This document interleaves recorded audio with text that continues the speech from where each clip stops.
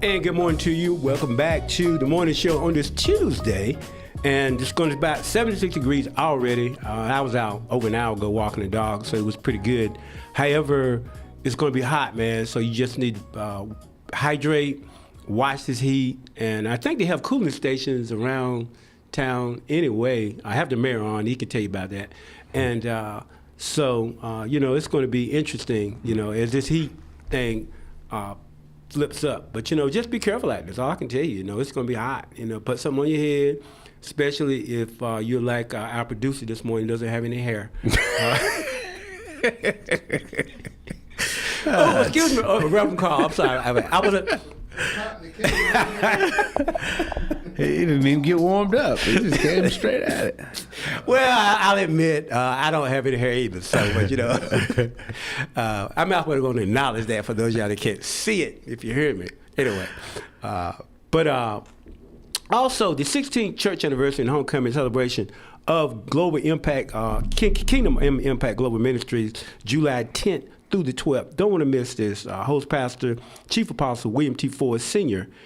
You want to involve yourself in that, and that's going to be a great time. They're going to have something that Friday, Saturday, and Sunday. On that Friday, it's going to be Apostle Michael McGill, 7 p.m., and that Sunday morning at 9:30, Apostle Tyrone Smith. And they're going to have a Family and Friends Day on that Saturday, July the 11th, from 1 to 5, with all kinds of things for everybody. Free cookout food, featuring plenty of food, entertainment for the children, fellowship for everybody. For more information, call 910-488-9456. So that's going to be going on again at Kingdom Impact Global Ministries, located at 2503 Murchison Road. Good morning, Mr. Mayor. How you doing, Good morning. Sir? How you doing? I do well.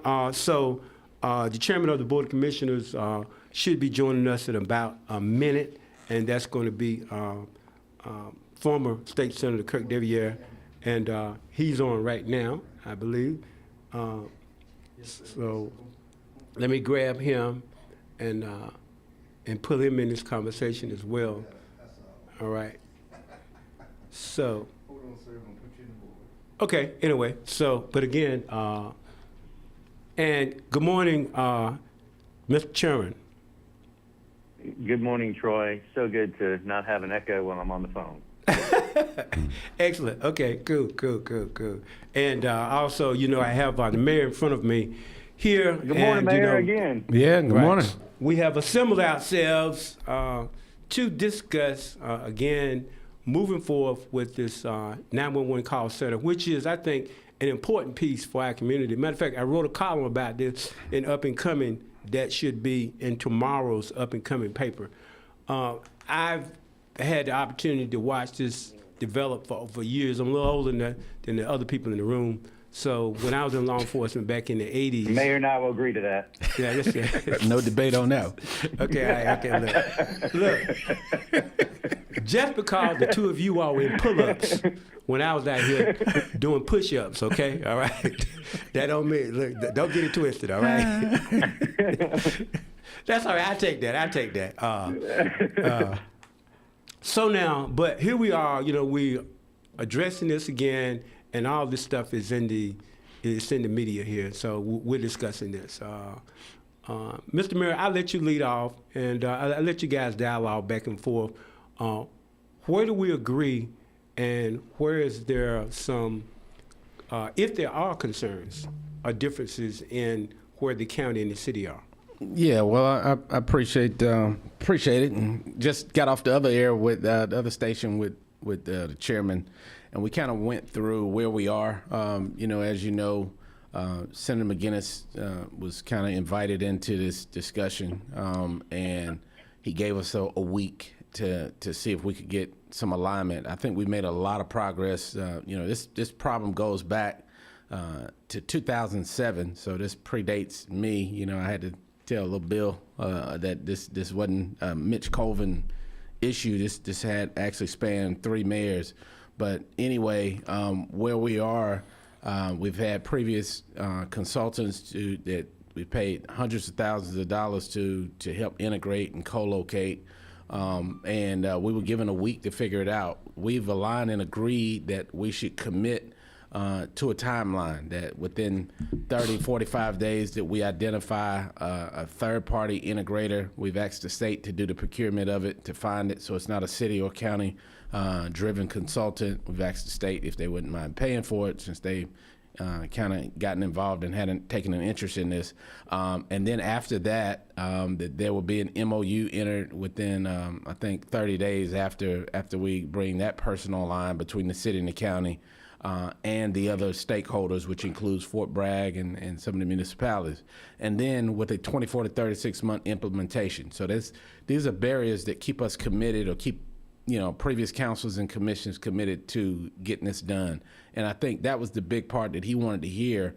But the areas of disagreement, I'm sure we'll get into the nuts and bolts of it. What the city said is, where we've erred before is that our boards have not committed, the city council I'm speaking of has not committed to say that there's a scenario that we see the county operating or running this. Everybody had dug their heels in. The county said we have to do it. The city said we have to do it. And for 20 years we've been apart. I got this council to agree 10-0 to say that when we bring in this professional third-party integrator that we've hired and given hundreds of thousands of dollars in the past, that we will take their recommendation, whether it's the city or the county. That takes us out of it. It takes emotions out of it. That gives a fair, neutral perspective of what they think is in the best interest of public safety in our community. And the city put that in a resolution. We sent it. The county doesn't feel that way, and that's where we are today. Okay. All right. Mr. Chairman.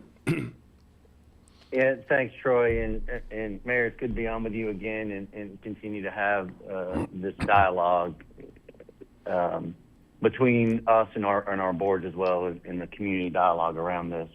So I think the mayor hit it. I mean, I think there's a lot of points that we agree on the use of an integrator to develop how we move forward. And both the city and the county have invested thousands of dollars, hundreds of thousands of dollars over the years.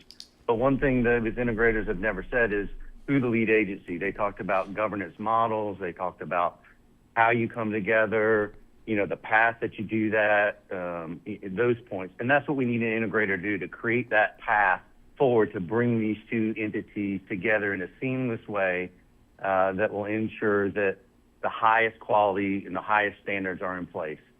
So I think that's the role of an integrator. We've agreed to 45 days to an MOU. That's in the MOU, the Memorandum of Understanding, is where we outline all those standards and all the key points, all the in the weeds kind of operational points.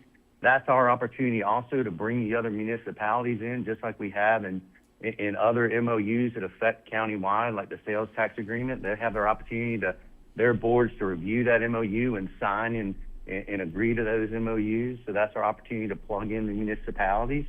But our conversation continues to come down to the lead agency, the lead administrative authority.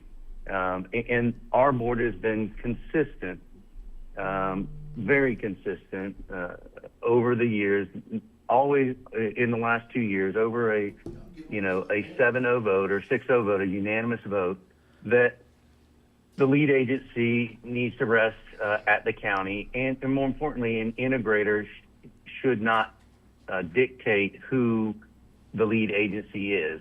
Consultants don't pick the lead agency. They lay out the consolidation plan, governance options, but they leave the operator and accountability piece to the people that should have the accountability piece, and that's the elected officials.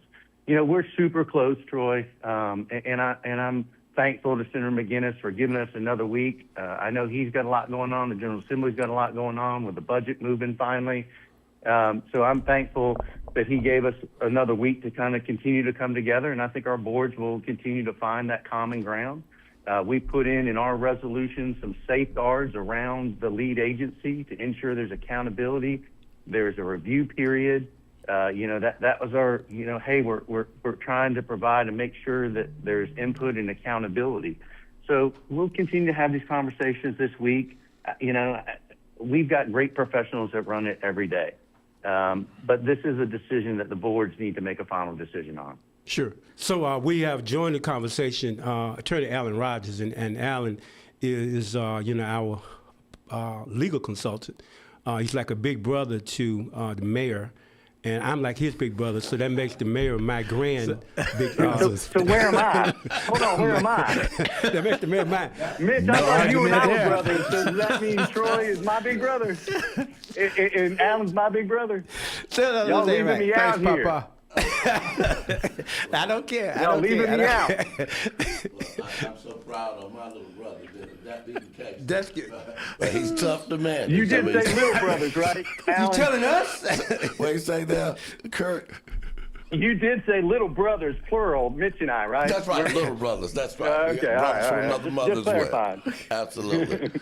Well, I'm certain that with this kind of talent in the room and at the table, you all can resolve this matter in a manner that's in the best interest of our community, Mitch. Well, yeah, well, that's what it's all about. I mean, one is if you take, let's say, for instance, Senator McGinnis, when he said let's do it in 7 days, there's things that he didn't know about. There's things that I didn't know about because we're not the end users to this, but we have to listen to Chief Bryant when he stands up and says this is going to be a problem. So I'm going to read something from Khalil, which is the accrediting agency that we both use. And basically, Khalil's opinion said that if the city of Fayetteville remains the administrative entity over 911, then you will retain your current Khalil accreditation status. If the county becomes the administrative body, the county would be required to enter into a new contract and begin the accreditation process over because their law enforcement side is not. Now, what that means is that you lose your ability to get this, I guess, gold standard of that. And so just to kind of give you an idea about that, out of the 18,000 law enforcement agencies, only 5% have that accreditation, and the city is in the process next year of getting the gold standard version, which only 43 agencies in North America, including Barbados and Canada, have that designation. One is Winston-Salem, 2 is the State Highway Patrol, and 3 would be FPD. All of that investment for years of training and money would go away. And so the integrator, if you truly want them to take a public safety look at your community, looks at location. They look at the Fort Bragg component, which they had been completely left out of this conversation in this last 7 days. Speaking to them, they're going through a chain of command change over there with Colonel Mixon leaving and a new one there. So, Congressman Hudson agreed. Rouser, we've talked to him, agreed that Fort Bragg, this needs to slow down and allow Fort Bragg to be a part of it because we're there back up their hours, especially in this world of global terror and all those kind of things. You want to make sure there's seamless connections, but we want to make sure we don't take a step backward as a community because it's a power grab. Troy, if you look at this, wait a minute, but see, you threw a word in there, you said power grab. Yeah, I'm about to explain my point, right? Right. That the city council has said whatever works best for our community, we're going to accept that. When you start with an opinion to say only my version works best, then that's not a negotiation, that's an ultimatum. What I mean by power grab, we're looking at law enforcement pieces be moved from one side of government to the other. Look at the highway patrol being moved from under the governor's executive branch under to the legislative branch. Look at what's happening on the federal level with ICE being moved. This is a local version of that to where the control would be shifted from the city. Now Chief Bryant doesn't have to report from an operational standpoint or procedural standpoint to the city manager, be accountable to the citizens of Fayetteville. Now he falls under the county management. I kind of disagree with that because I got law enforcement, Yep. and I have one of those things you talk about. I have the highest certification that a law enforcement officer can have in this country. But however, it's just the chief and the sheriff cannot do it. This is 911. Right. This is not something that the chief doesn't control 911, and the sheriff doesn't control 911. I mean, this is something. They're the users of the This system. is something independent of that, Right. and they're not the only ones that use 911. No. You got EMS and anyone that would be responding. Right. So I'm not. Well, because what you I'm have not agreeing with what you just said there. from what they told us, right, is it's a standard operating procedures that are different. It's the CAD system, like your law enforcement, so you understand that when a 911 calls in, there's a computer system that allows dispatch to send this information. So the CAD systems hadn't been upgraded on one side. I used this analogy before. I tried to download ChatGPT on my computer at the funeral home. It's too old. My Windows operating system doesn't have it. My computer works, Windows work, but it doesn't work with this new software. So their CAD system needs an upgrade in order for it to be able to communicate. So these guys have to use the system that you're talking about. So the policies have to be there. If there's a procedural policy discrepancy, the final call is made by the county manager, who basically depends on the sheriff for their law enforcement right now. Right now, if there's a call made from a policy about the Fayetteville Police Department, the city council and the city manager make that decision. So that is a big difference in that. Yeah, but Talk about the accreditation itself. What are the benefits of it? Well, if you talk about, it is saying that, you know, it looks at the way you do things and it gives you a score on it. Right. And if you only have, out of 18,000 law enforcement agencies, you only have 43 departments that would get this triarch, meaning that you're there in fire, police, and other dispatch, then to me, that's the gold standard that everybody should rise to. But we're months away, whereas if we start this process over again and don't do it right, then we will be years away. No, I'm not agreeing with Well, that. that's what Kalia said. But Right. regardless, I mean, I'm saying I think you're saying too much into that. That's going to take like. Well, I'm reading it directly from Kalia. I understand what you're reading, but understand this whole accreditation stuff. Right. I'm familiar with it, and the sheriff's office has been accredited before, but these accrediting agencies, Right. a lot of times. That ain't what it claims to be. I mean, because see, well, wait a minute. Now you just said that you're accredited, so is that what it claims to be? No, but I'm just telling you. Look, Yeah. even at the jail, the accrediting agency, with the stuff that they were doing wrong with Attorney Rogers, had cases where inmates were not being seen, bad things were happening, and Attorney Rogers, they were still accrediting them because the accreditation agency was more about politics I see your point. than it is about real baggage. Some of that does happen, but you can't take the whole I'm not saying process of that it is, accreditation but qualifications and throw that away. But I don't want you to sell to the people. You see what I'm saying? No, but look, that you all that because you accredited. No. Look, what I'm saying to you is the process of the path that we have invested in as a community. The county uses this too. What they're telling us is that if we do this and you make this change and you don't do it in the right way, that you get further away from that. If you don't do it in the right way, there you go. But that doesn't mean that you have to remain. Everything has to fall under the city of Fayetteville. I didn't say that. I know so that. Go back to the basis of how this started. What it said was that get a professional to tell us to look at our accreditation. You're talking to one. Huh? Yeah. So, Troy, are you saying Representative McInnes, he contemplated these? Are you saying he considered this? I'm sorry, Senator McInnes. Are you saying he contemplated all of this? How would I know that? I don't know what he contemplated, but I'm saying that this is not the first time that somebody in Raleigh inserted themselves in a local issue. You remember Senator Ben Clark? Sure. You remember the food and beverage tax stuff and all that stuff? He inserted himself into that conversation. You remember the thing with PwC and the rub that they were having with the city of Fayetteville, and they inserted themselves. They inserted themselves in that. So this is not something new, right? That a legislator involved themselves. But oftentimes, this is the first time. It's different between inserting yourself in food and beverage tax and inserting yourself in public safety and 911. You know, I mean, there's a huge difference. It's still, but at the end of the day, it's still. One has policy consequences and money and economics, and the other has, policies potential. But it's tied to life safety. Well, it seems, I guess, the county has hospitals and the city has law enforcement agencies and fire departments. Right. But when I consider parks and recreation, the city and county work together. And schools. Why is this such a challenge?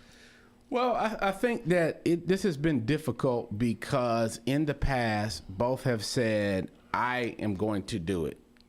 Schools are mandated by the state to be provided by the counties, but you have an option to have city schools like we used to have here, and Clinton has city schools, so you can do that. So there are certain things with them being extensions of the state they do. This was not one of them, but I think where we've erred in the past is that both have come in there saying that I'm not going to accept any other outcome than what We have. We do it better than you do it, and so if this is going to be done, it's us. Hold on 1 minute. The city. Hold 1 minute, because let me make this point before I know you. we're getting ready to go to the break, Okay. and I want Kirk to have a comment before we go to the break. And you work with the county? Yes. Okay. Please let the mayor finish his comment. I can come back And the after state. after the Okay. And the after federal, the break. Uh-oh, see, you get ready to throw a rock now. Go ahead. Go ahead, Mr. No, Mayor. I was just going to basically No, say Mayor, that, finish your thought, and then we'll go to break. I was just going to say that this time, City Council 10-0 said that we're going to accept whatever is in the best interest of the analysis. That Right. we're going to pay this money and actually do what the report says. Right. Okay, I good. wasn't suggesting that you working for the county and somehow skewed your opinion on this issue. I know you're open-minded, as we all are. Okay. Well, look here. Here's the deal right here. Before we go to a quick story. This is what I heard, and I think the mayor said it too. Say, well, we look at other places and what they're doing, and other metros in North Carolina. But here's a major difference. You all have a budget of $327 million Right. coming up. Do you know that every other metro that you all compare yourselves to have more than double? Like if you go to Winston-Salem, Yep. it's $700 million. Yeah. If you go to Greensboro, $767 million. If you go to Durham, that's over $700 million. Right. And if you go to Raleigh, you're talking about $1.4 billion. Right. If you go to Charlotte Meck, you're talking about $4.4 billion dollars. So my point is this: stop comparing yourself to other nah. folk. They're just like Well, me. well- Hold, let me finish. They're just like me comparing my '99 Nissan truck to Alan's brand new BMW. Oh, wow. No, I'm not. But I think all of them, when they call 911, they say help. Well, I know, but that's my no, point. wait. To your point, right? The reason why you just gave those numbers is the intervention, the uniqueness. This is a Raleigh impact of us. Every one of those places you said collect the food, beverage, and hospitality tax, which add tens of millions of dollars to that budget number, right? Except Fayetteville. We're the only urbanized place that the legislator has fixed that money to go to the county. So that's tens of millions a year. Secondly, we're the only one that has a separate entity that runs its water and utility. So if you took PwC's $400 million and you took our $337 million, you're at $780 million.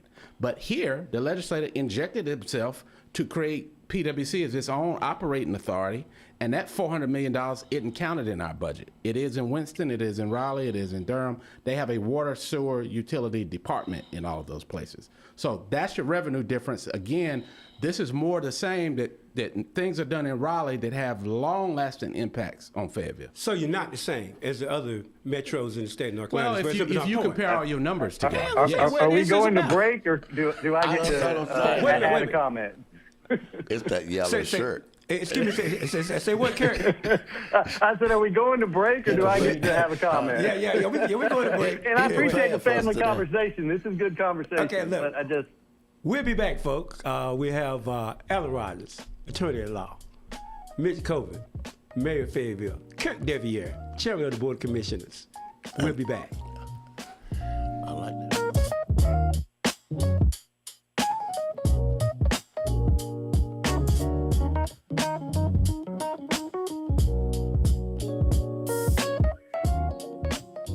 The U.S. Supreme Court is rejecting state laws that allow the counting of late arriving mail ballots, a target of President Donald Trump. North Carolina lawmakers who have been at odds for more than a year over state spending priorities are now reviewing a budget document with plans to approve the spending plan this week. The United States and Iran have separately announced that they are sending delegations to Qatar this week, though Tehran insists it has not agreed to meet with the U.S. at any level. The announcements on Monday came after weekend attacks in the Persian Gulf challenged efforts to negotiate an end to the war. Recent rainfall has brought some relief to North Carolina, but Commissioner of Agriculture Steve Troxler says drought concerns remain, especially in the Piedmont. Temperatures are climbing across western North Carolina this week, with highs expected to reach into the 90s in some mountain communities. Mike Rayleigh, NCI News. I'm Jamie Monticelli, WIDU Radio News. The Cumberland County Sheriff's Office is aware of a social media post circulating that has led some people to believe an incident occurred at the detention center being overtaken by inmates. That information is false. The incident being shared did not occur at this detention center. It occurred at a detention facility in another North Carolina county. There have been no similar incidents at the Cumberland County Detention Center related to the claims being circulated online. They encourage everyone to verify the source and location of the information before sharing it. Buckling your seatbelt takes just a few seconds, but it could save your life. The Cumberland County Sheriff's Office reminds everyone that seatbelts are your first line of defense in a crash. Whether you are driving across town or just around the corner, make sure everyone in your vehicle is properly restrained before you put it in drive. Drivers and passengers should always wear their seatbelts. Children should be secured in the appropriate car seat or booster seat. From WIDU Radio, I'm Jamie Monticelli. Good morning. Today is mostly sunny, a nice summer day with highs reaching the upper 80s to lower 90s. Tonight it's clear and seasonal with lows in the upper 60s to lower 70s, but a major heat wave is on the way as we near the end of the week, and that heat wave begins tomorrow with lots of sunshine. Highs climb into the mid to upper 90s with a heat index over 100. I'm meteorologist Kat Campbell in the NCN Weather Center. Angelic Florist Creations, 442 Hillsborough Street, Fayetteville, is family-owned and operated, proudly serving the Fayetteville area. Whatever the occasion, Angelic Florist Creations can create a floral arrangement or gift for any occasion or holiday. Angelic Florist Creations has prompt, friendly, and caring service. If you want to say you care, you can always say it with flowers from Angelic Florist Creations, 442 Hillsborough Street, Fayetteville. Call 910-485-2205. Come out and celebrate Independence Day at Festival Park. Enjoy a free concert featuring the Fayetteville Symphony Orchestra and the 82nd Airborne Division Band. End the evening with a spectacular fireworks show. The event takes place on Saturday, July 4th. Gates open at 6 p.m. and the concert begins at 7:30. Bring a blanket or lawn chair and enjoy an evening of celebration. You have always put others before yourself. Put your country above all else. Given everything you can, every time. Now it's time to forge a new path. At Fayetteville State University, we believe your service is our debt. So we're offering free military family tuition. Yes, absolutely free. And with new programs like cybersecurity, anything really can happen. Fayetteville State University. Are you in? Are you facing an important life transition? Whether you're selling a property, settling an estate, navigating probate, planning for your family's future, or protecting what matters most, Fusion Real Estate, Insurance, and Probate is your trusted local resource. We offer a concierge-level approach designed to simplify complex decisions. From real estate buying and selling, guidance on probate and inherited estates, life and health insurance solutions, our professional team provides the expertise and personalized attention you deserve, all under one roof. We're Garlinda Price and Caleb Price, your favorite mom and son duo, proudly serving families throughout Fayetteville and the surrounding counties. Don't wait until a challenge becomes a crisis. Call today to schedule your confidential consultation and discover how our full-service approach can save you time, reduce stress, and help you make informed decisions for your future. Call us at 910-494-7798 or visit us at Bronco Midtown, 1047 Murchison Road, Suite 104, Fayetteville, North Carolina, 28301. If you can no longer work because of illness or injury, you should be collecting Social Security disability insurance benefits. Call Brent Adams now for a free consultation. Don't give up just because you've been turned down. Brent Adams has helped thousands collect full disability benefits even after they've been turned down. Call now, 910-888-8888. Don't hesitate. Call 8. At Brent Adams & Associates, we make things right.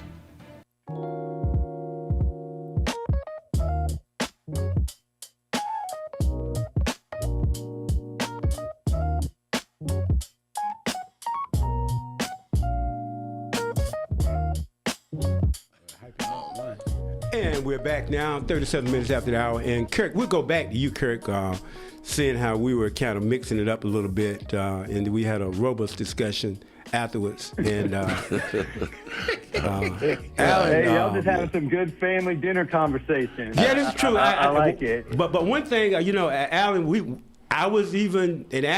we worked together, but we were mixing it up. And then Alan injected during the break that Reverend Carr had on the Dallas Cowboys shirt. He got him and said, man, why you say, like, how in the world you get up and put that on in the mornings and stuff like that? Here we go. I thought that was really nice. And the mayor came to his defense, didn't he? Of course. Of course he did. Because he's a Cowgirl fan, too. There we go. And Troy here looking like one of them blinking yellow lights. And the Raiders keep getting evicted from wherever they live. They've been in L.A. and back to Las Vegas and back to Oakland. Yeah. I don't know what city y'all part of? Richmond? Where is it? A man without a home. Mayor, you said you were going to put in a call to get him here, right? Yeah, Fayetteville Raiders. I'm gonna deal with him later on that. Well, that might help our revenue. Call the there you go. Right. Get some of that food, beverage, travel tax. You call the chancellor, see if we can use Fayetteville State. Whatever, man. Whatever. We were talking to Kurt.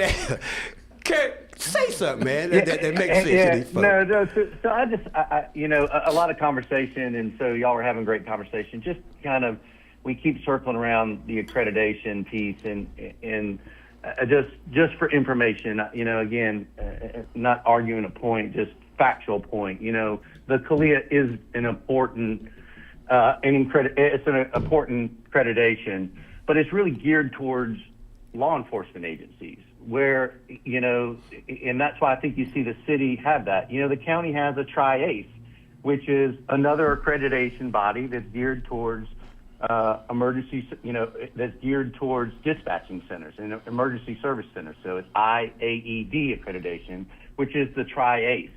So that includes fire, law enforcement, and EMS. So we can speak about accreditations back and forth.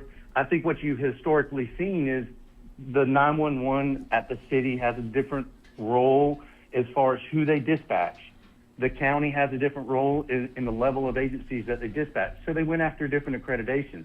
But both boards have agreed to, if there's accreditations that our integrators and the professionals like Chief Ryan or others say that we believe that we need, then you move towards those accreditations because that's part of ensuring we have the highest level. But I will say it's kind of like ISO ratings for a fire department. You've got different ISO ratings, and those are basically accreditation that you have to achieve certain things. But the most important thing, we can talk about all the accreditations under the sun, which are important, and they point to a level of standard in achieving standards, but there's different criteria for them. But what people care most about is when they call 911, that we have a responsive first responder or EMS or animal services or any other thing that they need when they call 911. They're not asking about an accreditation. They just want to ensure that they get the service that they need. And I think that's the focus of all of us. And I think that's the focus of our professionals. We've got great first responders, whether they have a CALIA accreditation or they got an ACE accreditation. We've got great first responders in both of our organizations, highly trained professionals. When they come together, we're going to have a higher standard and one that takes care of our residents first and foremost. That's where our focus is. We can talk about accreditation and this and that, but I know that the professionals, both in the city and in the county, will ensure operationally that we are meeting the residents at their most difficult point when they make that phone call to 911. Mitch, what's the rub? What's the biggest rub? Well, the biggest rub is that to his point, right now it's different. Hazmat, you get a chemical spill that falls under us. The chief dispatches that person. Swift water rescue, somebody's on the river, have a problem. Swift water rescue goes. The SWAT team is under the city. Fire chief works for the city. on the county side, they have contractual relationships with the volunteer fire department for those fire districts, with the sheriff, who's an elected body with his own constitutional authority. But that was what, yeah, but the sheriff controls all of that. He's an elected body. He doesn't work for the county commissioners or the county manager. He's his own entity. He's elected in constitutionally with certain privileges. Rather than Chief Bryant, you got a problem. The city manager controls or speaks to Chief Bryant about it, and we control those functions in house. So there's just operational differences. I'm not saying one is bad or good. He asked me what's the rub. I know, but however, let me say, look, but one thing, the county controls the sheriff's budget, though. That is control. Yeah, is it? I mean, of course it is. But he has his own functionability, so it's more than the budget. So after you assign his budget, there's no more operational control over the sheriff's department. I believe there is. I mean, I've worked there. But I'm saying is that either way. Let me okay. Make the point. Yeah. So I think you have to take those things into account. So the city has said, get us a professional, which there's a track record that we've both invested. I think $90,000 was the last fee, and we didn't take the recommendations. Previous to that, there was another study that was done that was probably $60,000 or $70,000. So almost $200,000 has been invested, and you don't want to take what the results are and implement it. So the city has said, whatever those results are, as you assess our community and our situation and help us with this build out, we've injected the word integrator. Kurt said it several times today. We want to take the integrator's recommendation, whether it's the city run or the county run, whatever's in the best interest. And the county has said, we only want to take it with a county run option. So to me, that misses a lot. It misses Fort Bragg's importance. It misses Spring Lake and Hope Mills because their boards have not weighed in. Their mayors have said what their opinion is, but their boards have not passed any official action. But those mayors represent those boards. Yeah, in the policies that the boards have said. I communicate Mitch's opinion, and then I communicate the position of the city council when it's a situation. But Mr. Mayor, though, it's not like when he goes, if Attorney Rogers is in trial and they come back with a verdict and he has each juror to say something. You know, most of the time the jury foreman says, you poll them. Right. But you're talking about polling everybody.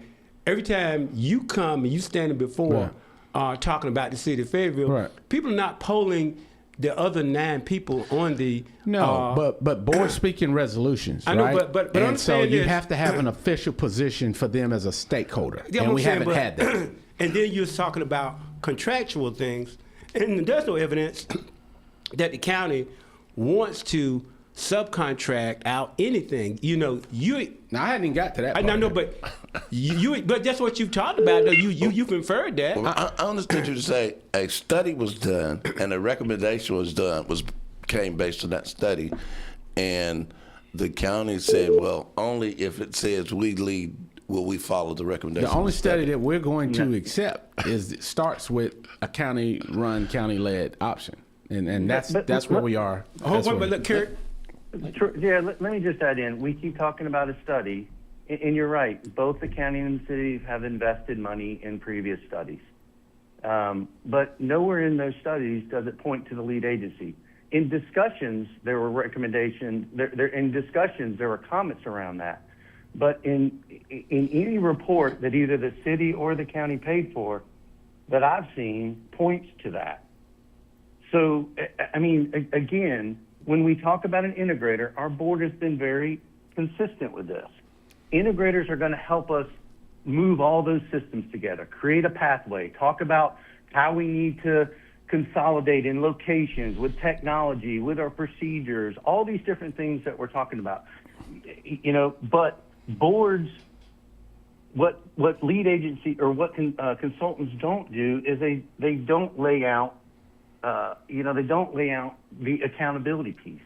And that rests with the elected bodies. So that we've been very consistent with that. And I will just say, when you look at the county, again, this isn't a tit for tat and going back and forth on the county.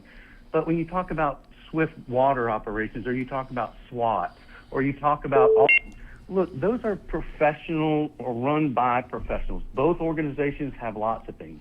We also have integration with Department of Social Services and the Health Department, which are a critical piece of this when you speak to services that our citizens need when they call 911. You know, we've also got animal services. We have the relationship with EMS, which we know a lot of those calls around EMS. Those are all the things that we're dispatching now. I continue to remain confident that when we use an integrator, a consultant, to show us the path to bring this together, to find the highest level of standards that we can move to, that's what we're going to achieve. But when it speaks to a lead admin authority to handle the backbone, we put in the governance to protect, to make sure that a Chief Brian or the police chief from Hope Mills has that direct access if they need to solve an issue. That's an operational issue. But the lead admin is just what it is. And that's been the sticking point, not the operational sticking point, not accreditation. We can put down all this information, but it comes down to that lead agency. And integrators don't designate who is accountable for stuff. They give you governance models and a path forward. Well, this sounds like and a good time to pull that study out. it hasn't been said before by an integrator. Well, and update it, right? This is, you know, when it was done in 2017, they hadn't bought Executive Place, right? And so as he talks about that, there are a lot of different components that exist now that didn't exist then. Officer Community Safety exists, that's going to be a part of the dispatch process, right? He mentioned DSS. You know, Ms. Jackson's doing best she can, but, you know, when we implemented the curfew, you can't have 2 24-hour social workers to cover 400,000 people in this county. They've got to fund these departments with proper resources. Let's be careful and talk about what the statute requires, and you've had those conversations. Well, I get that, but what I'm saying is... That's a different conversation, and be careful there. Yeah, well, I mean, if I'm saying something wrong with the amount of people that were working after hours, then correct me on that. I think you're disparaging the Department of Social Services. No, not at all. I'm disparaging the funding board that makes the funding policy to say that but that's all the more reason why. There's requirements that are in place. That there are some certain legal things that have to happen with DSS in those places, and I don't think this is the part. This isn't. Again, you can use that as an injection, but I think there needs to be a bigger conversation with. You want to bring DSS and Director Jackson in to have that conversation, you can do that.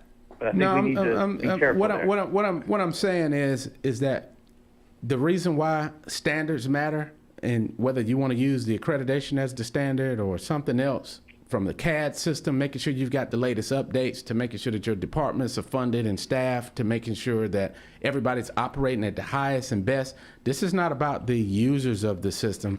I think we've got professionals in DSS, we've got professionals in the police and fire department, we've got professionals in the sheriff department. They got to have resources. And that decision is made by the policymakers. And you can't have one that underfunds, one that overfunds. They've got to be on the same level to give them the same amount of resources. And the city's added for a lot of enhanced services for officer community safety. You can't come in here underfunding it and doing it to a way that you set us up for failure. So independent, we agree.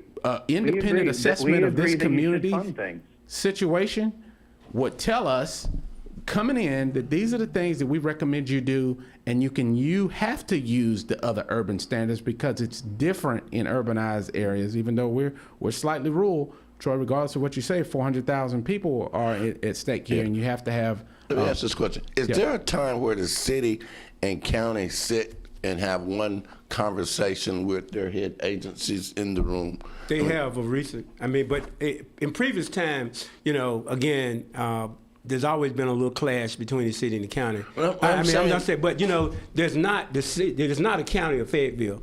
Fayetteville has to be the county seat for Cumberland County, and it's not a city called Cumberland. So yes, here, so but we're not talking about a city. You know what I'm saying? We're talking about all of Cumberland County. About the city and the county. What are you talking about?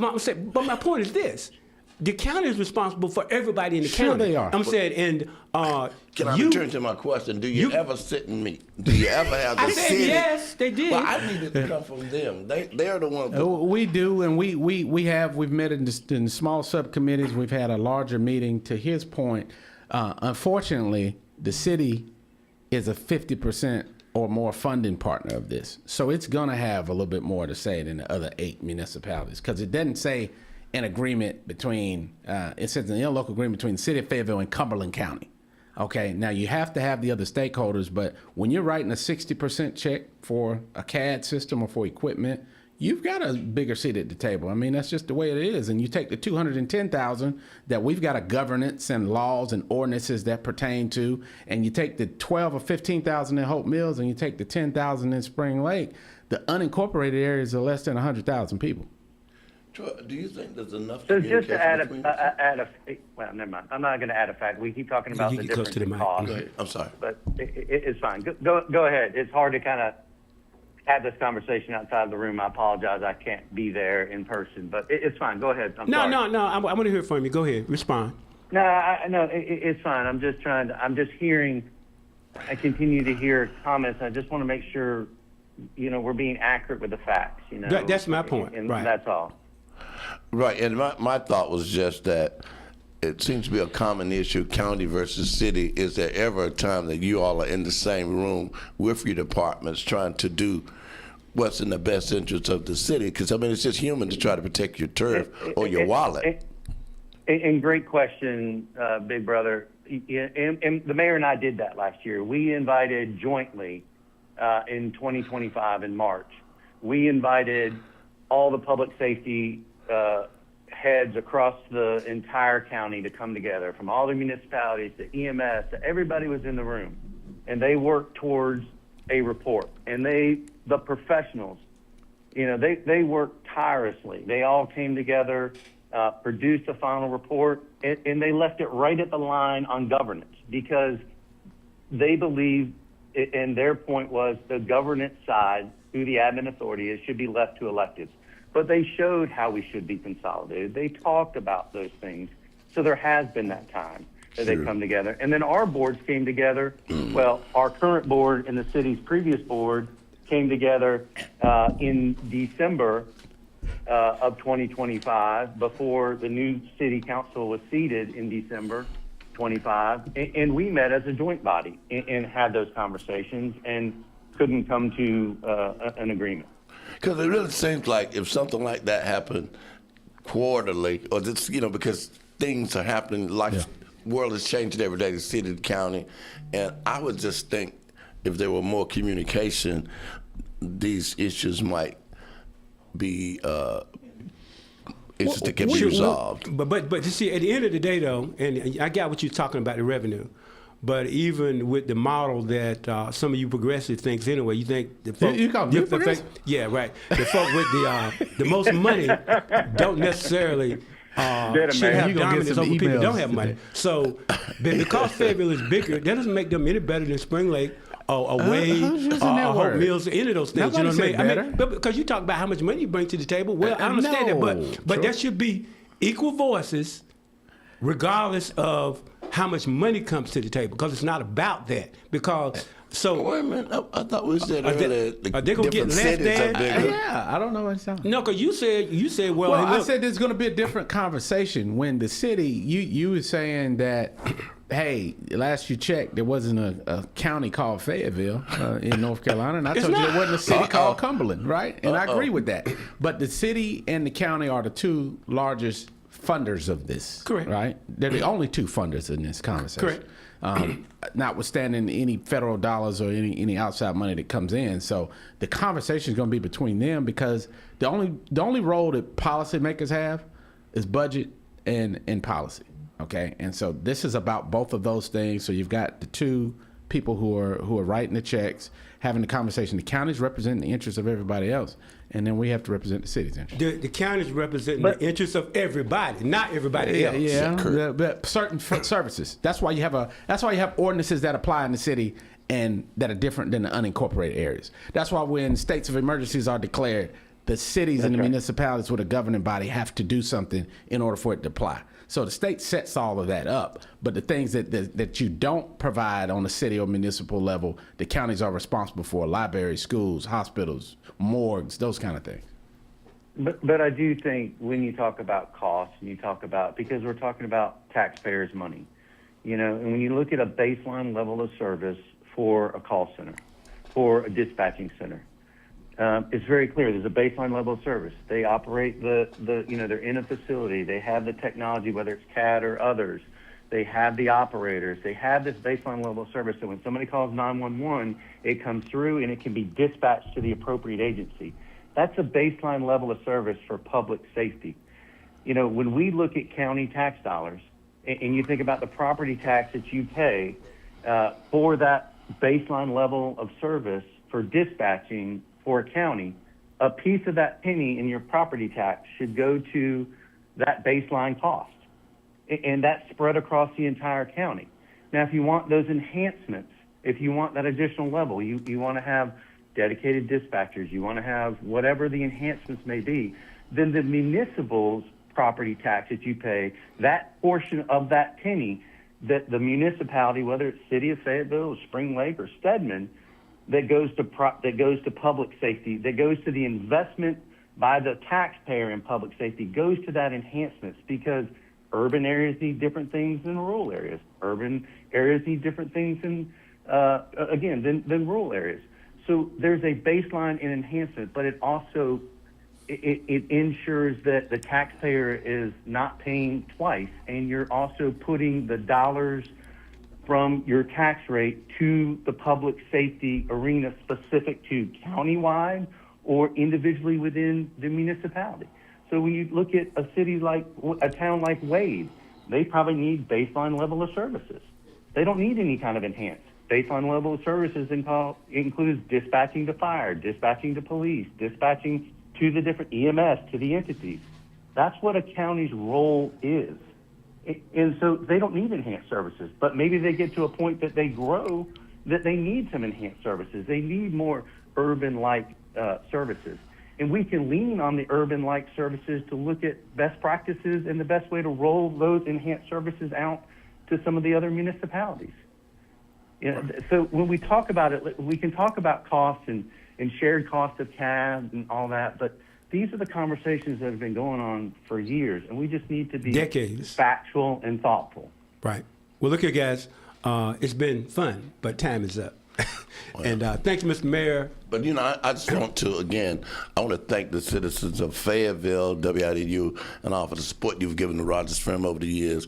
As I move away and let these young folk take over, I encourage you to continue to give them your support. And you might see me around here a little bit more, trying to bring this community together. Can't we all just get along? We don't wear yellow shirts. See how they are. Look, yellow shirt and a I'm going to remind you guys that. And how you going to have the last time I was here, I had on a red shirt. I'm coming to your house this weekend for dinner. What are you talking about? And now, because I have on a yellow shirt, they're talking about that. You see, they just haters. That's all it is. They haters. I mean, you put a lot of thought into that. I can say it just came. Look at that. He just bought that shirt. They're haters. He's going to say it. Mayor, watch out. Speaking of shirts, what was that, Kurt?